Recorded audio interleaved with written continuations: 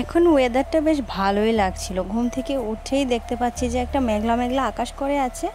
তারপর কয়েকদিন ধরেই সারাদিন হচ্ছে বৃষ্টি, আর তারপর খেতে ইচ্ছে করছে, মানে কি বলবো, চটপটা যা আছে সব কিছু জিনিসই ইচ্ছে করছে খেতে।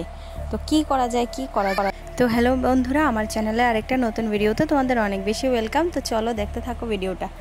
যেরকম বলেছিলাম, আর সারাদিন আর সেরকম আর কিছু করার ইচ্ছে হয়নি। সারাদিন শুধু এই রেগুলার রান্নাবাড়া যেটা সেটাই করেছি। আর সন্ধ্যাবেলায় না, জানো তো, আবারও ঝমঝমিয়ে বৃষ্টি বাইরে। তাই জন্য আমি আজকে ভাবলাম যে আজকে একটু অন্যরকম কিছু করি। এই যে দেখো, নিয়েছি কাজু বাদাম নিয়েছি, তারপরে রসুন আদা, এই যে দেখো বাইরে বৃষ্টির অবস্থা, পেঁয়াজ, কাঁচা লঙ্কা, তারপর চিকেনের যে ফ্লেশ পিসটা হয় না, ওইগুলি নিয়েছি। তারপর দেখতে থাকো রান্নাটা কি করছি। তারপর জিরের গুঁড়ো, ধনের গুঁড়ো, সেগুলো তো আছেই। এই যে দেখো, আমি কড়ার মধ্যে তেল দিয়ে ফোড়নে দিয়ে দিয়েছি পেঁয়াজটা ভাজা হয়ে গেলে তারপর কি করব তোমরা একটু দেখে নাও। আর হ্যাঁ, আর একটু টক দইও কিন্তু লাগবে। তো সব কিছু মিলিয়ে না একটা অন্যরকম একটা রান্না করেছি।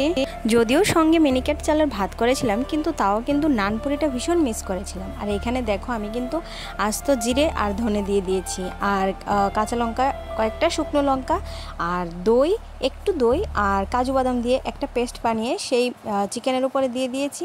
তারপরে এখানে দেখো হলুদ গুঁড়ো দিয়েছি, আর একটু গুঁড়ো জিরের গুঁড়ো, ধনের গুঁড়ো দিয়েছি, বাস এইটুকু। আর লবণ দিয়ে ভালো করে এটাকে ভালো করে মেখে রাখবো। আর জানো তো একটা কথা কি, আমি না ভালো রাঁধতে পারি না, কিন্তু হ্যাঁ চেষ্টা করি ভালো রান্না করার, কিন্তু জানি না কতটুকু কি হয়। চলে যাই দেখি, দিনের পর দিন চলে তো যাচ্ছে, কিন্তু হ্যাঁ তাতেও আবার আমি কিন্তু ভালো রান্না করতে পারি না। এই যে দেখো, একটু লেবুও দিয়েছিলাম, তারপর এটাকে ম্যারিনেট করে রেখেছিলাম।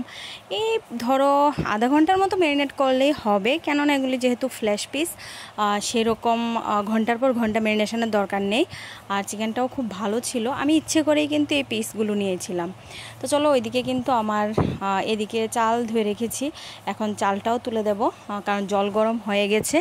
আজকে তোমরা চাইলে তোমরাও কিন্তু এইরকমটা রান্না করে খেতে পারো, খুব ভালো লেগেছিল কিন্তু, মানে কি বলবো না, মাঝে মাঝে এইরকম রান্না করলে না বেশ ভালোই লাগে। বললাম না, ভাতটাও দারুণ হয়েছিল, কিন্তু মিস করেছিলাম একটা জিনিসই, সেটা হলো নানপুরি। এই চিকেন কষাটার সঙ্গে যদি একটু নানপুরি হতো, ওফ, আরও যে কি ভালো লাগতো। তো চলো রান্নাটা সেরেই নিই। আর একটু লবণ দিয়ে দিয়েছি, কারণ আগে প্রথমেই যদি তুমি লবণটা দাও একদমই নরম হয়ে যাবে মাংসটা, মানে রান্নাটা আর হবে না। তো এই জন্য দিয়ে দিলাম লবণ এখন। তো এখানে দেখো ফোড়নে দিয়েছি একটা শুকনো লঙ্কা, তারপর গোটা গরম মশলা, আর দুটো লং দিয়েছি, আর এখানে দিয়ে দিয়েছি পেঁয়াজটা ভালো করে ভেজে নেব।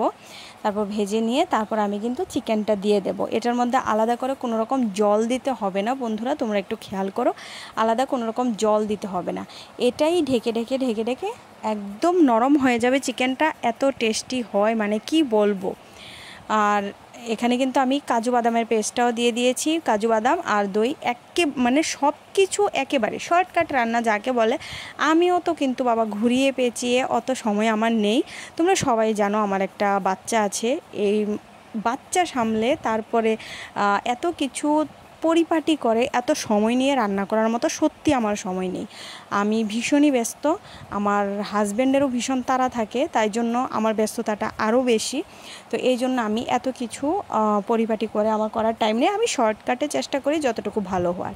এই যে দেখো, আমি তারপর মিক্সির বাটিটা সেটাও ধুয়ে একটু দিয়ে দিলাম, বাস হয়ে গেছে। আর কোনো রকম আলাদা জল টল কিচ্ছু দেবো না, কারণ আমি এটার মধ্যেই কিন্তু হলুদ গুঁড়ো দিয়ে দিয়েছি। আর এই চিকেনটা কিন্তু বেশি লাল হয় না, এটা একটু সাদামাটাই হয়, আর দেখতে কিন্তু খুব ভালোই লাগে। তো চলো, এখানে ঢাকা চাপা দিয়ে দিয়েছি, স্টিমটা একদম কমিয়ে রেখেছি, দেখা যাক, তারপর তোমাদের দেখাচ্ছি।